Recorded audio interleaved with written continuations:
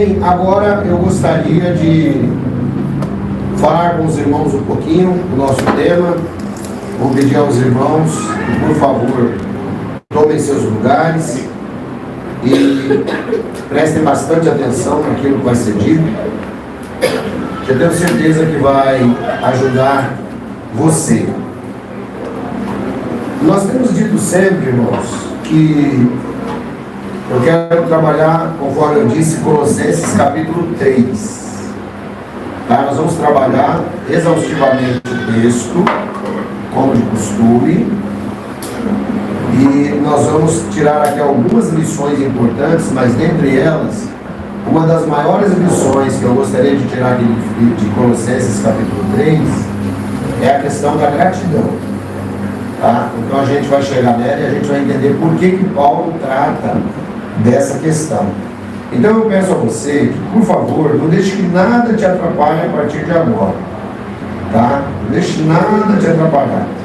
Prestem bastante atenção para que você possa compreender. Vamos começar Colossenses capítulo 3, a partir do versículo 1. Está escrito: portanto, já que vocês ressuscitaram com Cristo, procurem as coisas que são do alto, onde Cristo está sentado à direita de Deus. Eu estou usando a versão NVI. É a versão que eu dou preferência sempre, por ter uma linguagem, um português mais moderno. Vamos começar aqui então, irmãos. Vamos tentar trabalhar junto esse tema. Paulo diz que nós ressuscitamos com Cristo. Levanta a mão para mim quem entende esse termo, que ressuscitou com Jesus. Levanta a mão. Não tenha vergonha se você por acaso não entendeu ainda, que eu vou explicar. Eu só consigo explicar se eu souber se você não entendeu. Se você não entendeu, eu explico. Levanta a mão para mim quem entendeu. Poucos irmãos, então carece de eu explicar. Vamos lá. O apóstolo Paulo, lá no livro de Romanos, no capítulo 6, ele diz assim: que todos nós morremos em Cristo. Todos nós morremos e ressuscitamos em Cristo. O que significa isso? É muito simples para entender. Presta atenção. O mundo, ele está dividido em duas classes de pessoas. Duas. É por isso que não cabe polarização e é por isso que não cabe discriminação contra ninguém. Mas o mundo está dividido em duas classes de pessoas no mundo espiritual. Então vamos lá, quantas classes o mundo está dividido? Duas. Aqueles que estão em Cristo, então diga, eu estou em Cristo. Eu estou em Cristo. E aqueles que estão em Adão. Em Adão todos morrem, em Cristo todos vivem. Essa é a ideia do texto. Então, você que está aqui hoje, quando você aceitou Jesus Cristo como Senhor e Salvador, você morreu em Adão. Você morreu em Adão. É por isso que você começa a sentir uma diferença, mesmo apesar de erros, você começa a sentir uma diferença na sua vida. Você morreu em Adão. Se você morreu em Adão, é necessário agora que você esteja em Cristo. Se você estava morto, você tem que ressuscitar. Então todos nós ressuscitamos em Cristo. Ficou claro esse conceito para vocês? Obrigado, meu amor. Ficou claro esse conceito para vocês? Claro, sim ou não? Sim. Então é por isso que nós ressuscitamos em Cristo. Morremos em Adão e ressuscitamos em Cristo. Então, irmãos, aqui tem um detalhe interessante. Veja só agora o restante do versículo. Portanto, vocês ressuscitaram com Cristo, procurem as coisas que são do alto, onde Cristo está assentado à direita de Deus. Mantenham o pensamento nas coisas do alto e não nas coisas terrenas, pois vocês morreram e agora a sua vida está escondida com Cristo. Deu para terminar de compreender? Ô varão, Pai de Jesus, entra para cá. Entra para cá, um prazer tê-lo aqui conosco. Senta aí com o irmão Belo e não vai embora antes de falar comigo. Vamos lá, pessoal. Vamos voltar na história. Um irmão aí que tinha morrido para Cristo, voltou para Adão, agora ele morreu para Cristo de novo. Chegou. Aí, agora está vivendo em Cristo de novo. Ressuscitou. Ressuscitou. É isso aí. Seja bem-vindo, varão. Então, pessoal, vamos lá para a história aqui. Ó. Quem ressuscitou com Cristo aí, levanta a mão. Amém. Amém. Então, um outro conceito que eu preciso dar para vocês. Uma vez que nós ressuscitamos com Cristo, ele disse que nós temos que procurar as coisas de onde? De onde? De cima do alto. As coisas do alto. As coisas que estão no céu. A representação daquilo que nós vemos aqui na terra, que é a igreja. Então você morreu para Adão, você levantou para Cristo. Então, qual tem que ser a sua cabeça? Irmão, presta atenção, isso aqui é muito profundo que eu vou pregar hoje, hein? Muito profundo que eu vou pregar hoje, para você poder aprender. Se aprendendo isso aqui, é outra pregação daquelas que eu digo. Se aprendeu isso aqui, você nunca mais vai ter problema em ser crente. Você pode sair daqui lá para a Conchinchina, você vai continuar crente, é a mesma coisa. Então, uma vez que você morreu em Adão e você levantou para as coisas do alto, sua cabeça tem que estar onde agora? As coisas do alto. As coisas do alto, muito bem. Agora eu faço uma pergunta que eu não quero resposta. Eu quero que você pense. Quero que você pense. E você tem todo o direito de se entristecer também. Não precisa se preocupar. Puxa vida, agora eu estou triste. Não tem problema. Dr. Shed dizia que sempre que você sai triste de uma pregação, ele falava que era a melhor pregação que havia. Aí agora eu faço uma pergunta para você. Você que está aqui hoje, você que está me ouvindo pela internet, onde é que está a sua cabeça? Sua cabeça está nas coisas do alto?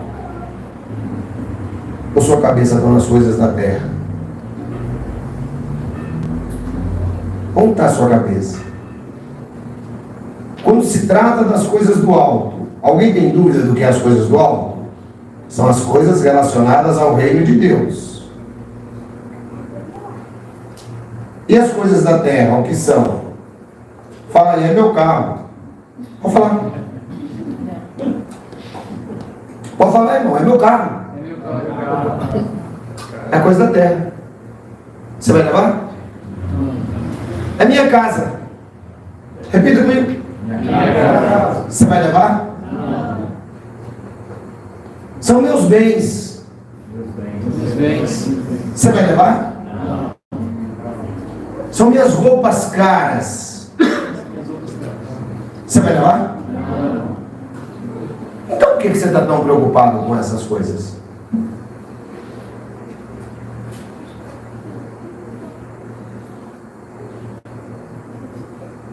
Quem morreu com Cristo de verdade está preocupado com o quê? As coisas do alto. Então mantenha o pensamento nas coisas do alto. Você tem que estar preocupado com o reino de Deus. Mas aí você vai largar as suas coisas terrenas? Não. Mas qual é a ordem? Bom, eu vou usar uma expressão futebolística que se chama a bola dividida. Na bola dividida, você fica com quem? Com as coisas do alto ou com as coisas da terra? Levanta a mão para mim quem fica com as coisas do alto. Mentira. A gente fica com as coisas da terra. Porque a gente nunca tem essa consciência aqui para pensar. Quase nunca a gente tem essa consciência para pensar. E é por isso que precisa expandir a consciência. Quer ver uma coisa? Fala assim, o ancião vai falar. O ancião vai falar, o ancião vai puxar a orelha. Você vai dar uma puxada de orelha.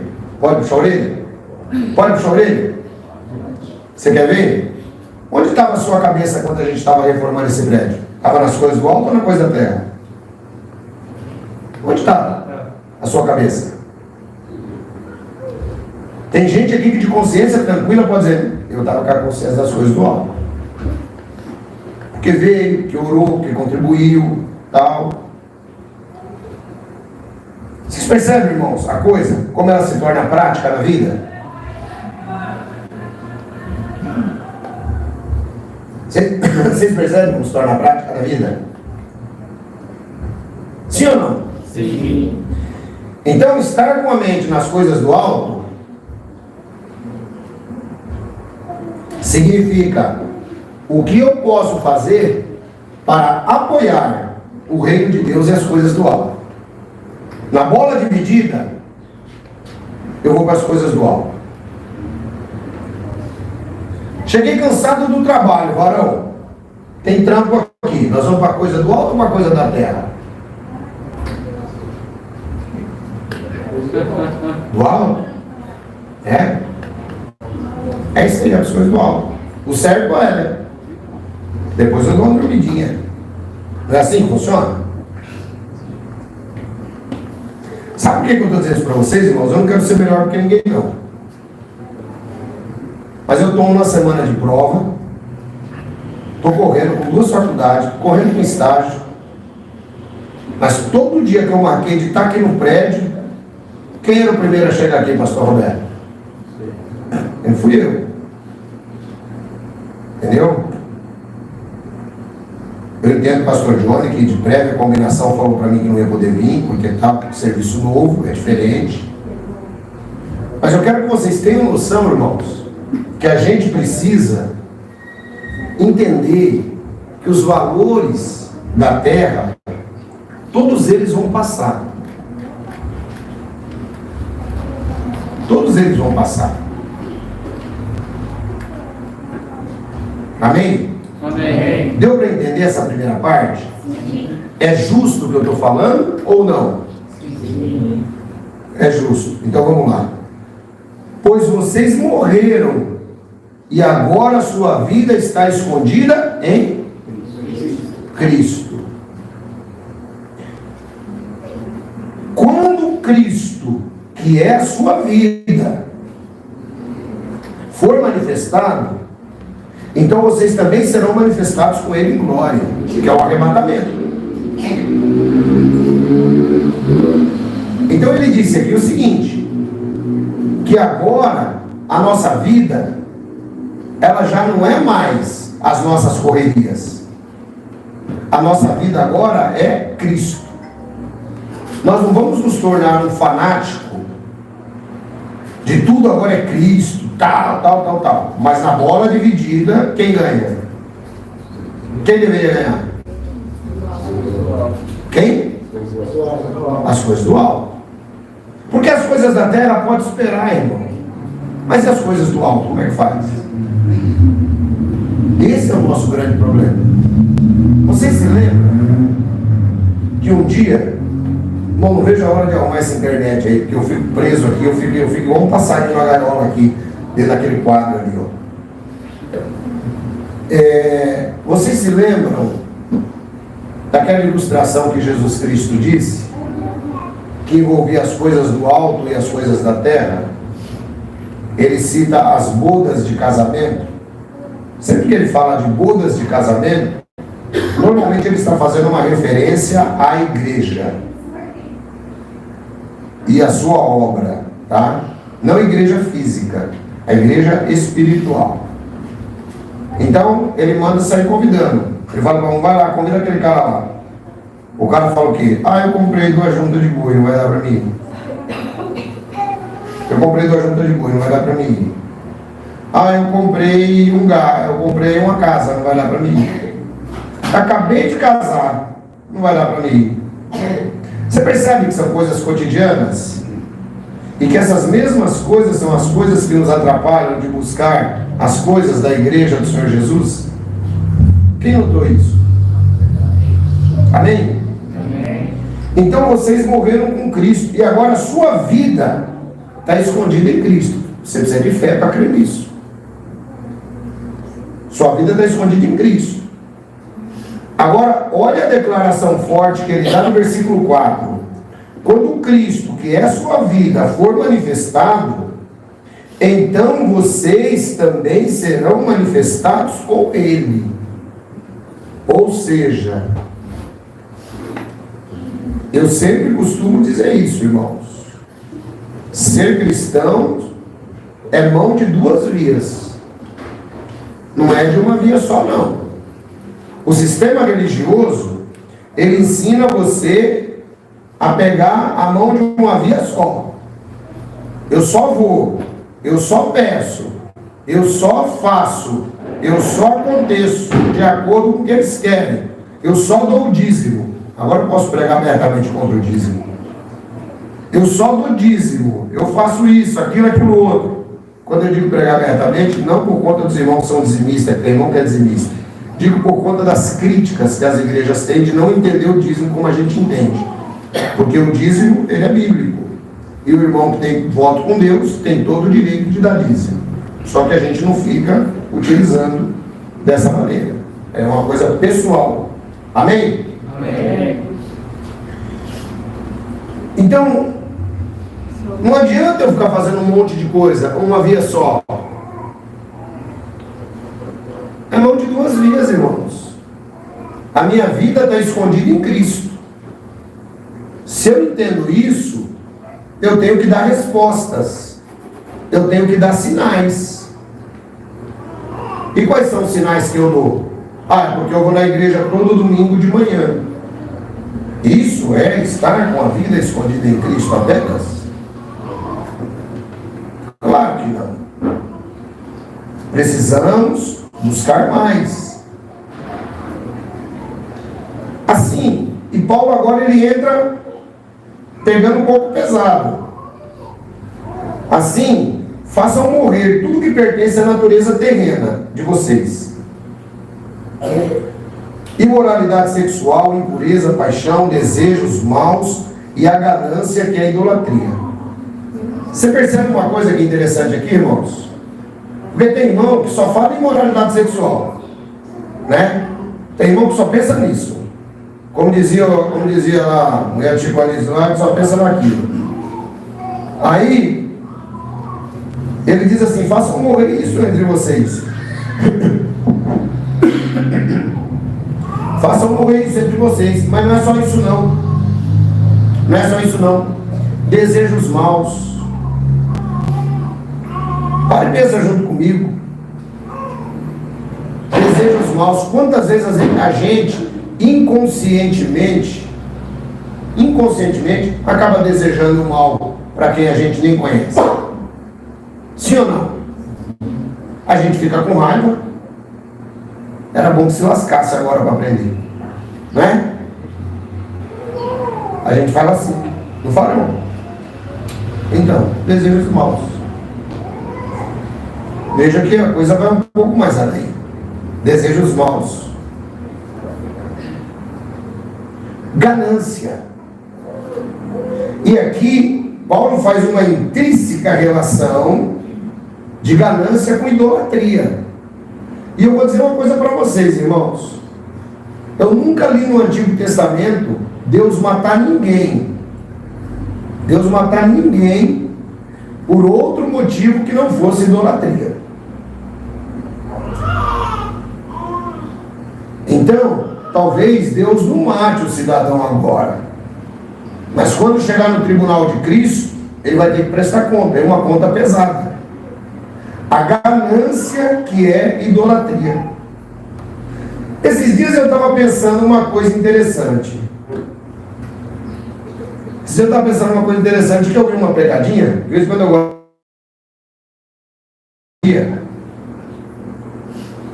E o cara jogava R$100 assim, aí ia passando uma pessoa, e ele fazendo de conta que ele era faxineiro. Aí ele pegava, jogava e falava: sua moça, dinheiro aqui é seu? Ela ia lá, se curvava e falava: é meu. Vem no bolso. Passava outro: ô moço, dinheiro aqui é seu? Ele ia lá, se curvava: é seu. Você já notou, irmão?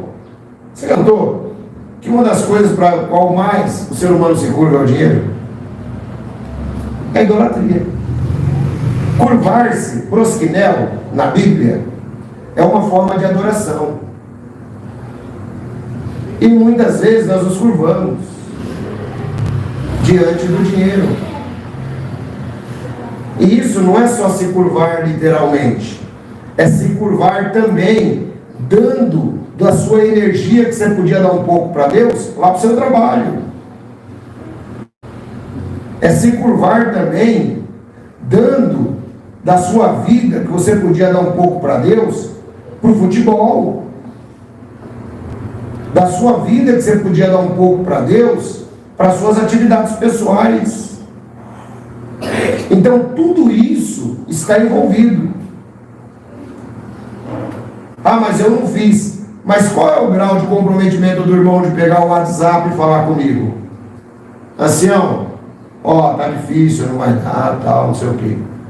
Quer dizer, as coisas do alto, irmão, o irmão não está nem aí, nem vai chegando.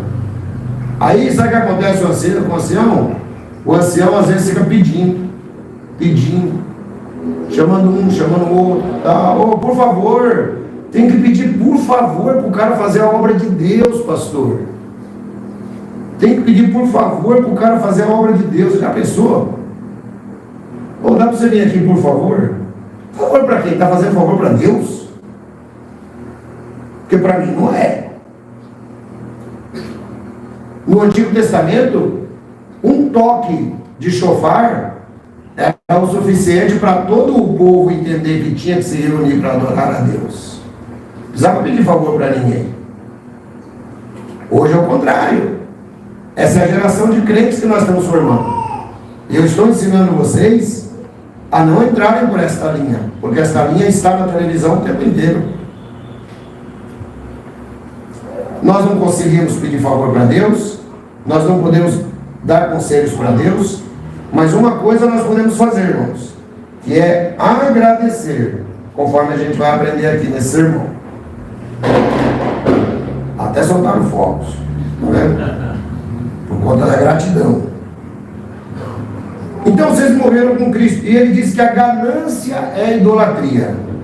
Ora, a ganância é diferente da avareza. A avareza é uma coisa e ganância é outra. Tá? A ganância é tudo que você se apega demais. Você pode ser ganancioso pelo seu carro, você pode ser ganancioso pela sua mulher, você pode ser ganancioso pelo seu marido, você pode ser ganancioso pelos seus filhos. Tudo que tomou o lugar de Deus na sua vida é idolatria. Quem entendeu esse ponto? Amém. A obra é de Deus. Não, mas aqui na bola dividida eu vou fazer isso. Salvo emergências, é claro, né, irmão? Tem horas que tem emergência, né? Tem horas que tem emergência. E outra coisa, conforme eu sempre ensino, a gente só prega aqui uma vez por semana, que é para você ter 166 horas livres, para você poder cuidar da sua vida. Então, quer dizer, se você não consegue cuidar em 166 horas da sua vida, as 2 horas de Deus você rouba. Aí eu sou obrigado a apelar para Malaquias 3:10. E vocês me perguntam, de que modo me roubais? Ele diz, nos dízimos e nas ofertas, que era aquele tempo, porque os dízimos e ofertas significavam, não era o dinheiro em si, porque nem dinheiro eles davam para dízimos e ofertas naquele tempo. Naquele tempo significava o empenho de alimentar o sacerdote. Ele tinha que ir lá no meio da roça dele, colher 10% e entregar na mão do sacerdote. Ele tinha que pegar o boi, nasceu 10, pegar um e levar para o sacerdote. Então, de que modo me roubais? Não precisa me responder, mas eu quero que os irmãos pensem. Quantas horas nós temos na semana? 168. Se eu não estiver errado, alguém faz a conta melhor para mim aí. Mas eu acho que é isso, 168 horas. Se quiser me corrigir, pode fazer a conta de novo. Mas até onde minha cabeça fez a conta aqui agora é 168 horas. É isso mesmo? Então faz a conta aí, Saúl. 168 horas nós temos. Quantas são de Deus, irmão? para pensar nas coisas do alto. Quantas são de Deus? Vamos ver, quantas horas? A gente gasta aqui por domingo. 2 horas. 2 horas. Ou seja, você tem, Deus te dá 168 horas para você respirar, para você brincar, para você viver, para você trabalhar, para você dormir. Mas quando chega nas 2 de Deus, o que você faz? Você fala, vou roubar. E aí Deus fala, de que modo me roubais? Nos dízimos e nas ofertas. Hoje os nossos dízimos e ofertas também estão incluídos no nosso tempo, que nós dedicamos à obra de Deus. É isso mesmo? 168 horas. Os irmãos acham que é justo? Sim ou não? É justo eu pegar essas 168 horas e ficar todas para mim? É justo? O que os irmãos acham? Levanta a mão quem acha que é justo. Quem acha que nós estamos pisando na bola aqui de vez em quando, levanta a mão. Levanta a mão. Pisando na bola, irmão. Domingo é 2 horas de Deus. Jesus ressuscitou para Deus. Nesse momento eu tenho quase 900 pessoas assistindo essa pregação. Quase 900 pessoas assistindo essa pregação. Pessoas que estão em suas casas, muitas vezes estão fazendo comida, põe o fone de ouvido aí, aproveita para você não perder nenhuma parte da pregação, porque ela vai ficar mais interessante. Pessoas que estão em casa fazendo comida, pessoas que estão cuidando de marido incrédulo, pessoas que estão cuidando da casa, mas estão com fone de ouvido assistindo a pregação. Está valendo a pena? Claro que está. Está dando as horas para Deus. O que você não pode é roubar de Deus. Porque a Bíblia diz que os ladrões não herdarão o reino. Então repete comigo essa frase aqui, eu vou pensar melhor nisso. Pensa melhor. Não é? Eu vejo o pessoal de Valinhos não perde uma reunião online. Não perde uma reunião online. Todos eles. Porque eu tenho correspondência sempre com o irmão Mário. Não perde. Agora eu pergunto para você, durante o momento que nós ficamos longe, quantas horas você deu para Deus? Ou domingo de manhã era dia de ir para o parque? Ou domingo de manhã era dia de passear, sei lá, de fazer o quê? Então, irmãos, as coisas do alto, Colossenses 3, tem que aprender a diferenciar. Posso ler um amém da igreja? Amém. E a ganância, que é a idolatria. Então, toda vez que alguma coisa te tira da visão, você pode saber que você está idolatrando aquilo. Tá? Idolatria não é só você ter um altar lá. Não. É quando te tirou da visão. De que visão, ancião? Da visão da obra de Deus. E aí ele diz assim, é por causa dessas coisas que vem a ira de Deus. É por causa dessas coisas que vem a ira de Deus sobre os que vivem na desobediência, as quais vocês praticaram no passado quando costumavam viver nelas. Mas agora abandonem todas essas coisas. E agora olhe só: ira, indignação, maldade, maledicência, linguagem indecente no falar. Não mintam uns aos outros, visto que vocês já se despiram do velho homem com as suas práticas e se revestiram do novo, o qual está sendo renovado em conhecimento à imagem do seu Criador. Perceberam, irmãos? Às vezes o crente hoje, a gente prega a graça, e eu gosto muito de pregar a graça, mas a Bíblia diz que ela é inspirada para repreender, para ensinar e para endireitar as coisas. Então vejam bem, aqui ele diz, é por causa dessas coisas que vem a ira de Deus, por causa da desobediência. Por causa da desobediência. Desobediência a quem, ancião? Nós temos lideranças na igreja do Senhor Jesus, não importa onde elas estejam. Líderes sérios, que servem. E essa igreja é um exemplo de liderança de homens sérios, que servem. Mas às vezes o irmão não entende isso, o irmão acha que ele está servindo ao ancião, está servindo ao pastor Johnny, está servindo ao pastor Roberto, está servindo ao pastor Felipe. Não. A ira de Deus vem por causa da desobediência, irmãos. Então a gente tem que aprender a ser um pouco mais obediente. Parar com esse negócio, sabe? De achar que, como diz o Zeca Pagodinho, deixa a vida me levar, a vida leva eu. Tem que parar com isso aí. Tem que aprender a obedecer. Não precisa ser a fala do ancião. Pode ser a voz de qualquer um. Se é para a obra de Deus, fala, peraí, isso aqui é para a obra de Deus. Ele não está nem pedindo para mim, fazendo favor. É da obra de Deus isso aqui. Né? Quem gostou de ser recepcionado hoje com café, com bolo, levanta a mão aí. Quem gostou? Todo mundo. Tá lá, a irmã Natália falou assim, olha, eu vou conversar com a irmã Rosana e com outras irmãs, vamos fazer isso, obra de Deus, irmão. Você está vendo que legal? O que você acha? Eu falo, acho 10. E a coisa que eu mais gosto é quando existe voluntariedade, entendeu? Obediência, irmãos.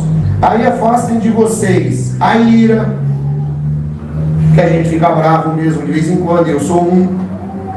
Afastem de vocês a ira, afastem de vocês a maldade, a maledicência, a linguagem decente de falar, e não imitam uns aos outros, visto que vocês já se despiram das velhas práticas. Vocês já notaram que uma das coisas que hoje mais ocorre no mundo é a mentira? Já perceberam, irmãos, como a mentira? Quem sabe o melhor meio de mentir? Vamos ver se alguém sabe. Alguém levanta a mão, vamos ver. Qual que é o melhor meio? O meio mais legal que tem para mentir agora? Desculpa, mas é um meio legal. WhatsApp. WhatsApp é a coisa assim maravilhosa, irmão, para mentir. Porque como ninguém está te vendo, né? Ô irmão, e aí, tá tudo bem? Tá tudo bem. Ô irmão, estou precisando de uma força aqui na obra de Deus. E aí dá? O cara está deitado assistindo o jogo. Ô irmão, não dá, rapaz, estou ocupado aqui agora. Não dá não. Não dá não. A mentira, irmãos, a gente tem que aprender a ser mais honesto. Sabe, a gente vive numa sociedade, primeiro, uma sociedade polarizada. Segundo lugar, uma sociedade que faz e induz você ao erro. Então a gente tem que aprender a dizer sim ou não, porque o mais vem do maligno, irmão. Então é isso que a gente tem que aprender. Irmão, não dá, acabou. Não dá. Quem é que precisa se justificar para o outro? Vamos ver, levanta a mão. Tem que parar com essa mania, irmão, de se justificar mentindo, porque toda vez que você se justifica, na maioria dos casos você está mentindo. Na maioria dos casos você está mentindo. Então tem que parar com essa mania, sabe? Irmão, não dá, acabou. Não dá, pronto. Agora não. Ah, mas não dá, porque isso, porque aquilo outro. Corda, varão. Corda, varão. Então, não dá por causa disso, por causa daquilo, né? Para, irmão, para de mentir, diga sim ou não. Não dá, irmão. Não dá. Ou dá. Ou daqui meia hora eu estou aí, não chegue com duas. Porque se o seu tempo é precioso, o do outro também é. Ou só o seu tempo que é precioso? Larguem disso. Vocês estão compreendendo que quem está falando isso aqui é o Espírito Santo, não sou eu? Quem está entendendo aí, dá um amém. Amém. O Espírito Santo está falando, irmão. Está aqui, ó. Larguem de tudo isso. E se revistam do novo homem, o qual está sendo renovado em conhecimento à imagem do seu Criador. Então precisa ir tendo conhecimento, precisa ir aprendendo, precisa estar nas reuniões cristãs, precisa pegar um pontinho e falar assim, esse pontinho aqui eu preciso melhorar. Quem já saiu daqui com essa cabeça assim, fala assim, hoje eu preciso melhorar nesse ponto? Levanta a mão. Glória a Deus. A gente tem que pegar e falar assim, não, eu preciso melhorar nesse ponto aqui, eu estou errado aqui. Eu preciso melhorar. E trabalhar o ponto que você precisa melhorar. Não é? Versículo 11. Nessa nova vida, não há diferença entre judeu, grego, circunciso e incircunciso, bárbaro e cita, escravo e livre, mas Cristo é tudo e está em todos. Portanto, como povo escolhido de Deus, santo e amado, revisam-se da profunda compaixão, bondade, humildade, mansidão e paciência. Suportem-se uns aos outros e perdoem-lhe as queixas que tiveram uns contra os outros. Perdoem como o Senhor lhes perdoou. Acima de tudo, porém, revistam-se do amor, que é o elo perfeito. E que a paz de Cristo Jesus seja o juiz em seus corações, visto que vocês foram chamados a viver em paz, como membros de um só corpo, e sejam agradecidos. Habitem ricamente em vocês a palavra de Cristo, ensinem, aconselhem-se uns aos outros com toda a sabedoria, cantem salmos, hinos e cânticos espirituais com gratidão a Deus em seus corações. Irmão, olha só então o que ele está falando. Primeiro, vamos recapitular. Preocupe-se com as coisas do alto. Pare de pensar tanto nas coisas da terra, porque elas vão ficar todas aí. Esse é o primeiro ponto. Segundo ponto, procure ir melhorando a sua personalidade. Procure dar uma trabalhada nela. Tem problema? Seja honesto.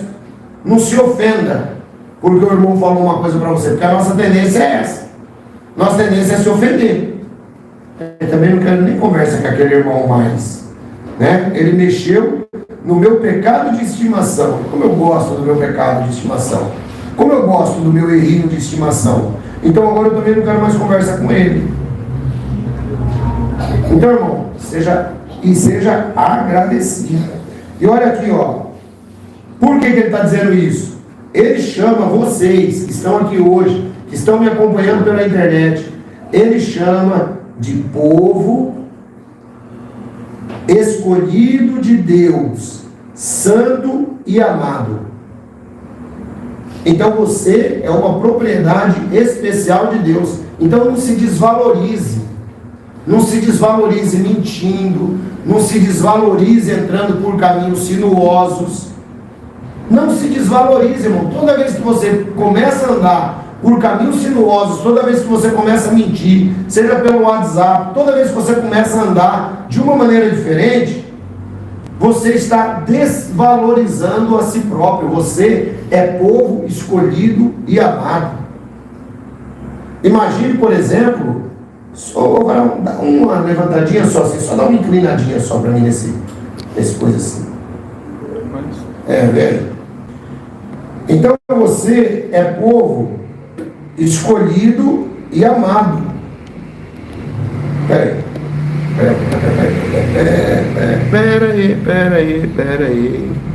Eu acho que é aqui. Essa aqui tem que tomar cuidado aqui, não é? Eu acho que é aqui. É aqui, ó. Aí se precisar, você dá mais uma mexidinha. Melhorou. Pelo menos está dando para o pessoal agora ler lá em cima. Estava lendo só a metade. Então, irmãos, é importante que você entenda que você é povo santo, escolhido e amado. Então não se desvalorize. Não se desvalorize. Não é? E acima de tudo, revistam-se do amor, que é o elo perfeito.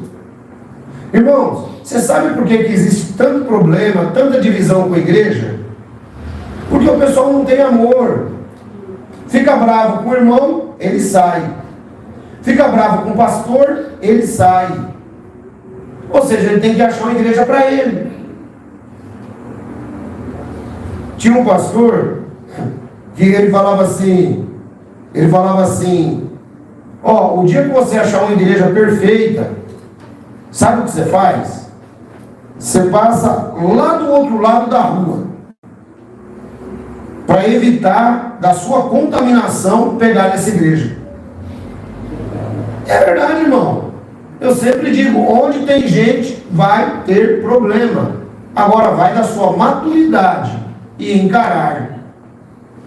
Não é? Alguns poucos irmãos, pouquíssimos irmãos aqui, sabem o motivo pelo qual nós mudamos de lá. Pessoas com quem eu conversei pessoalmente. E provei. Provei ou não provei, pastor João? Alguns poucos irmãos, pouquíssimos, sabem por que nós mudamos. Entendeu? Agora, o que acontece? Tem irmão que às vezes, poxa vida, ela estava tão legal, e não sei o que, o irmão não sabe as coisas. Tem coisas que apenas os pastores estão tratando, estão lutando. Sabe para quê, irmãos? Não é para nós, é para o bem de vocês. Vocês não têm noção do trabalho que deu tentar chegar aqui para deixar legal para vocês. Então, a gente precisa aprender a viver em amor. Outra coisa, a gente tem que tirar essa mania de pé atrás do irmão, sabe? Tem que tirar essa mania de pé atrás. Né? Julgar o irmão, isso é pecado. Você não está no coração do outro. Tudo que você olhar, você vai falar assim: poxa, esse camarada aí está vivenciando talvez lutas piores do que a minha. Não é? Eu fico vendo esse irmão aqui, para mim ele é um exemplo. Para mim ele é um exemplo. Ele está construindo uma casa que é lá onde o vento faz a curva, longe pra caramba. Mas ele vem na igreja, traz as crianças, né? Tá aí, a esposa não pode vir, está trabalhando, legal. Merece elogio, irmão. Isso é colocar na vida as coisas do alto, sabe? E revestir-se de amor. O amor tem que ser maior do que aquela besteirinha, do que aquela discussão que você teve com o irmão. Sabe por quê? Você sai daqui, você vai para ali. Chega lá, não vai ser do seu jeito, ou vai? Talvez seja até pior. Aí sabe o que acontece? Faz igual um monte que quer voltar para cá e fica com vergonha. Ô senhor, te encontrei um. Queria tanto voltar para lá, mas tenho uma vergonha. Ué, vergonha do quê? Vergonha dele mesmo. Né? Vergonha dele mesmo, faz as lambanças, depois fica com conversa fiada. Então, irmãos, a gente tem que se revestir de amor, tá? E diz que a paz de Cristo vai dominar os nossos corações. E aqui ele disse, no final do versículo 15, sejam sempre agradecidos. Ou seja, nós precisamos ter gratidão. Precisamos ter gratidão, tá? E a gratidão, irmãos, ela tem um poder que transforma. É ruim demais quando você lida com pessoas ingratas. Pessoas que muitas vezes poderiam demonstrar um pouco mais de empatia, poderiam demonstrar um pouco mais de gratidão. Quando isso acontece, a gratidão é uma atitude que transforma a vida das pessoas. Quando você é grato. Quando você é grato, você move, sabe? Você move a sua comunidade, você move o seu bairro, você move a sua cidade, você move o seu país, você move o mundo, às vezes por um pequeno ato de gratidão. Mas a grande maioria das pessoas, e isso está no DNA. Jesus curou quantos? 10. Quantos voltaram? Um foi grato, irmão. Então 10% sempre vai ser ingrato. Então vocês não podem estar dentro desse nível medíocre. Seja aqui na comunidade, seja lá na sua vila, seja na sua escola, seja no seu trabalho, seja onde for. A gratidão, ela transforma a vida. O apóstolo Paulo, em Filipenses 4:6, ele nos incentiva a não estarmos ansiosos de coisa alguma, mas em todas as coisas por oração e súplica. Orar, agradecer. Às vezes a coisa não está tão boa quanto você gostaria. E tem irmão que fala, eu não vou agradecer não, senão eu sou hipócrita se eu agradecer. Irmão, tem dia que eu tenho noite que eu nem durmo, pra falar a verdade pra vocês. Quando eu acordo, eu falo, Senhor, muito obrigado pela boa noite. Acabou, pelo menos eu estou vivo. Tentar fazer alguma coisa hoje para dormir melhor, velho. Você entendeu? Nós precisamos colocar a gratidão como estilo de vida. Sabe? Alguém fez alguma coisinha para você, agradeça. Não importa se foi seu marido que lhe trouxe um pouco de água, agradeça. Não importa se foi um Uber que você pegou, você pagou, porque, né, depois daquele programa do Chico Anísio também, ficou aquele negócio assim, né? Tô pagando. Lembra? Hoje em dia o camarada já tô pagando, meu amigo. Não tem nem obrigação de pedir, agradecer. Não é assim não, irmão. Não é assim não. Eu, quando eu trabalhava de Uber, eu mandei uma mulher descer do carro. Mandei. Porque ela foi ingrata demais. Tive que mandar ela descer do carro. Eu tinha pedido para ela vir na frente, porque estava tendo fiscalização aquele dia. E eu não queria perder tempo com aquilo, embora o carro tivesse regular. E ela pegou, entrou e falou assim, não, eu vou atrás. Se o senhor quiser, muito bem. Se o senhor não quiser, eu vou atrás do mesmo jeito. Eu falei, não, você não vai. Você não vai comigo. Muito obrigado, desça. Ela me obedeceu. Eu ainda agradeci ela por ter descido. Fui grato a ela, porque ela ia me causar mais problema do que solução. Entendeu? Então, irmão, você tem que ser grato, mesmo que a pessoa descer do seu carro, não tem problema nenhum. Né? A gratidão tem que ser um estilo de vida. E a gratidão, irmão, ela também, ela tem que estar dentro da nossa adoração. Por que tem irmãos? Eu li uma vez uma crônica do reverendo Caio Fábio, e ele disse que se você ensinar a sua igreja durante 6 meses, eu já estou ensinando há 10 anos, ele disse que se você ensinar a sua igreja durante 6 meses, em 6 meses você consegue se livrar de um determinado hábito das igrejas evangélicas. E eu já estou ensinando durante 10 anos e o povo ainda não se livrou. Mas eles vão chegar lá, se Deus quiser, eu tenho fé, eu tenho fé. Porque o ponto aqui, irmãos, é assim, ó. Olha só, o Salmo 104.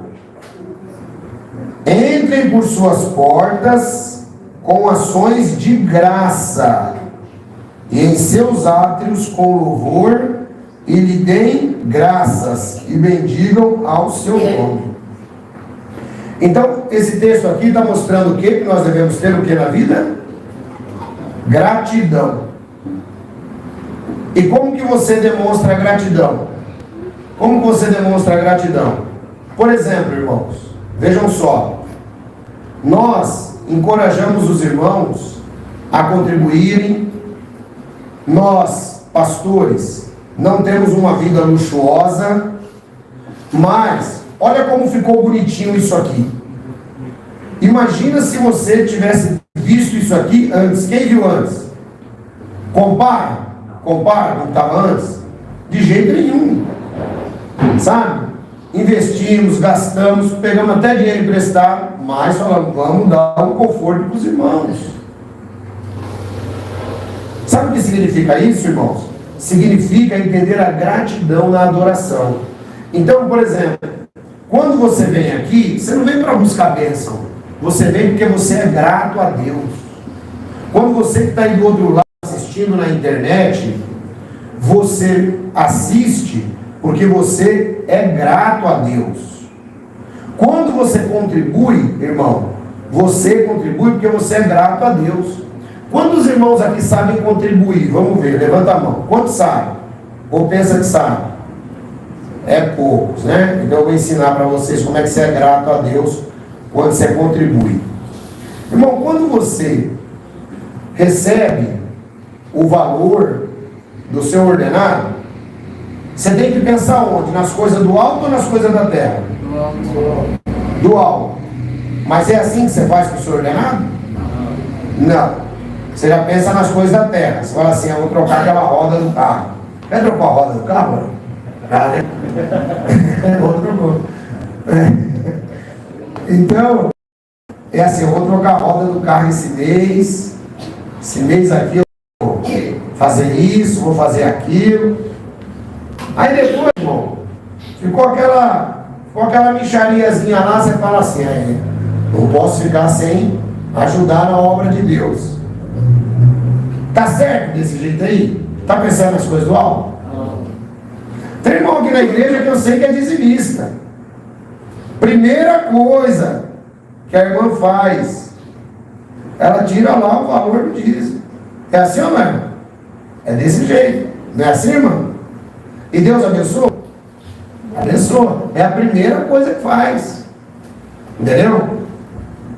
Então, irmão, quando você recebe os seus honorários, a primeira coisa que você tem que fazer, mas o governo já descontou 11% do imposto de renda. Porque não sei o quê, porque fez isso, porque fez aquilo. Não tem nada a ver com isso aí. Isso não é problema meu. O problema é você lembrar das coisas do alto. Aí tem alguém que pode até me criticar nessa pregação. Que critique. A obra só vai andar se tiver dinheiro, gente. Se não tiver dinheiro, não anda. Não adianta a gente ficar aí, sabe, com falsa ilusão. Então eu vou ensinar você como é contribuir. Pegou o seu ordenado, irmão? Não peguei ainda, mas está no papel. Já sei quanto é meu. Separe lá quanto você quiser que o seu coração mandar.